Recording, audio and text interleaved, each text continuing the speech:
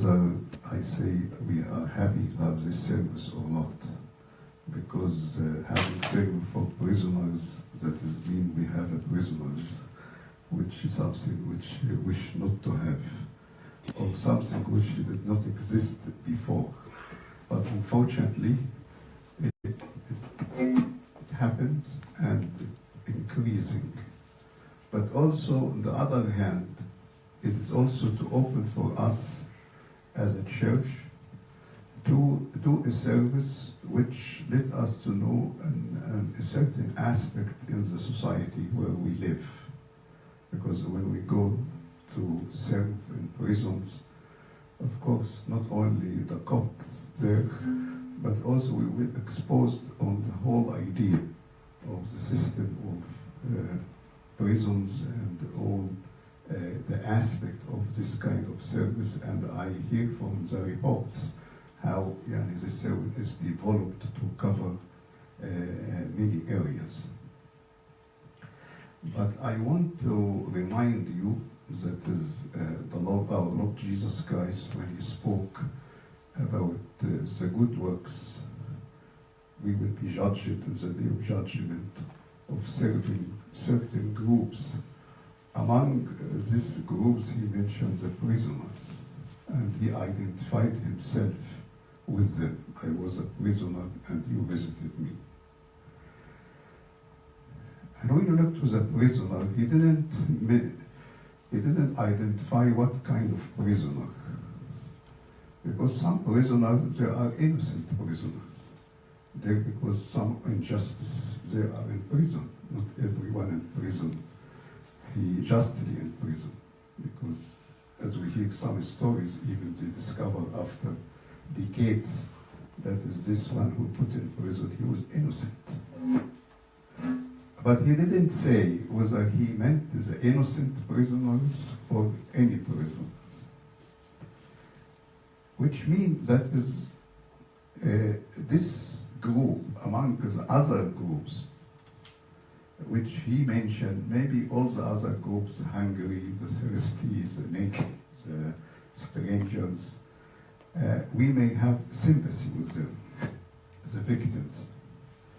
But among the prisoners, we have criminals, and they are in prison because there is something wrong they did. But maybe a poor person, he is a poor because the situation, circumstances, and which he wants to tell us that is the important is the human person, even in his or her mistakes. Because this is the essence of his incarnation. And he came to save us, not because we are innocent, because we did a mistake, but he came to save us because we are humans, and he created us.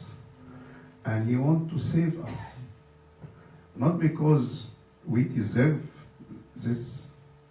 That's why St. Paul said, while we are sinners, that Christ came and died for us. وَنَحْنَ أَمْوَاتًا فِي الْخَطَايَا. We are sinners. So the importance of the human being in front of God, as he created the human being, even with mistakes. And this kind of service is to expose us, how can I deal with a person who is criminal, he did a crime, and now he is punished, but I'm not here to judge this person. I am here to deal with him as a human being. As we learned in the medical field, when I was working in a village in Aswan, sometimes in the middle of night, I'd be called to go to see a patient, and he ended to be a chief of a gang. And that took me in the middle of the night in a ways which I don't know where I was going. And then I ended on a place, but I have to do my duty whether this is criminal or not. I'm asking even the name. For me, this is a patient. Even I don't know where I am and whom I am dealing with. And if this has happened in a job like medicine, and you feel this is your duty is to deal with him as a patient, whether he's criminal or not, what more and more for us in our pastoral care. So we go and experience serving people without judging them. For me, this is a human being. He did a mistake, yes. He's innocent, maybe. But for me, this is a human being. And I see Christ in him. I see Christ in him. How can I see Christ in criminal? Because that is what he did. When he took human nature and he takes the position of this fault human nature. البشرية الساقطة. يعني he took the position of the human nature who separated from God, who under the wrath of God, who under the judgment of God. He took this position not to be punished instead of us, but to liberate us from the punishment.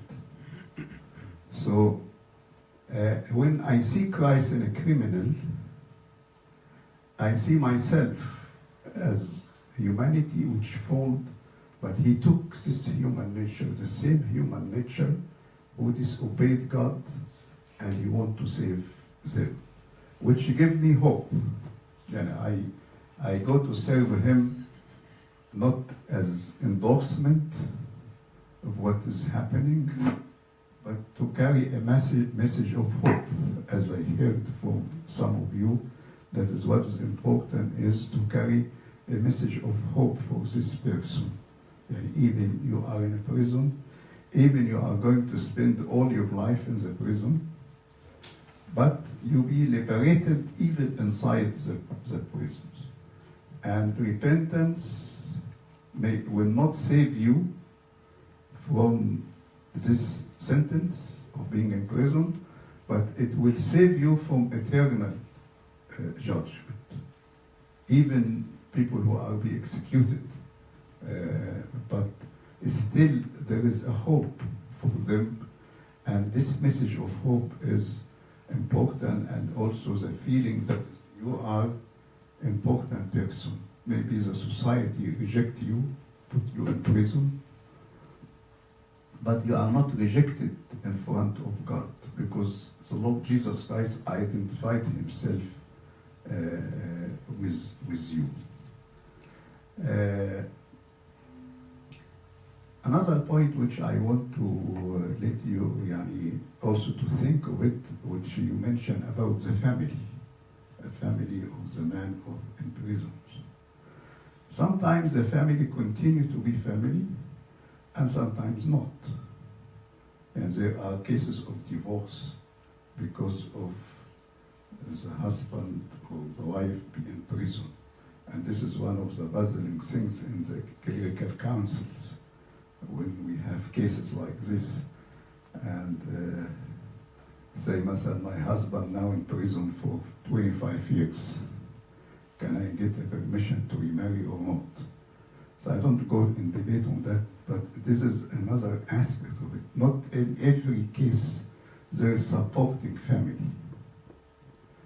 But in some cases, you find that is the family, they don't want to be in contact with, or just to get rid of this person.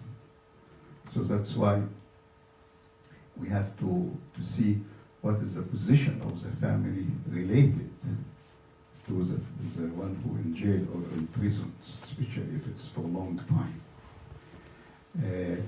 Which address the issue of how to know. The last presentation, she spoke at length about this, to find a system to help us to know about those people, because in some cases, even the family, they don't want to say that.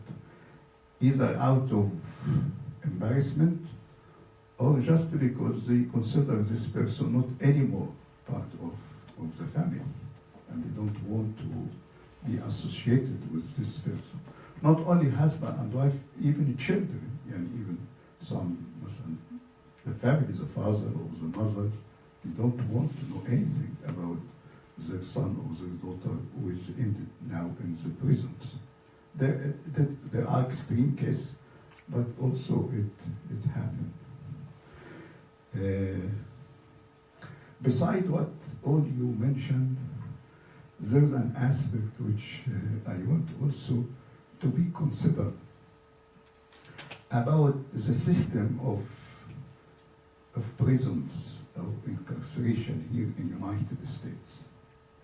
Because I attended ecumenical meetings through the National Council of Churches, who there it challenged the system in itself. And the system is built on a way which this incarcerated people is to be the victims of this system. So we can also be aware about the system here. Yeah, the system of having more prisons. Sometimes they call to let people be released because of the cost. Because in America, everything at the end, it's a business. So even the system of prison, it have a big business part of it. And one of the business part of it, because of the cost, they found that is to release them. And that's dangerous for the society. Some people call no, it keeps them in prisons. And also, they also make analysis about the people in prison, of course, here the black versus the white versus the Hispanic, and whether it is fair or not fair. But maybe this is a part also in your work, is to understand the system in the United States and how it is working.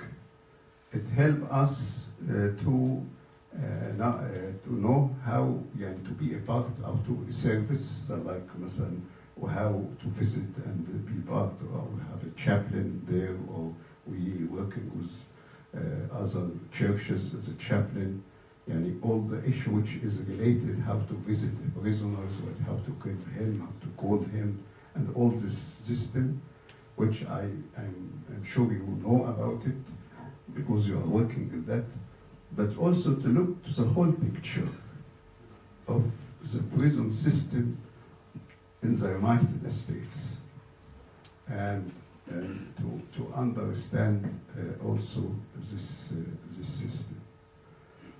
I wish you all the success in your service, and maybe this meeting is as a beginning for more and more specialized service and focused service in this important part of the city.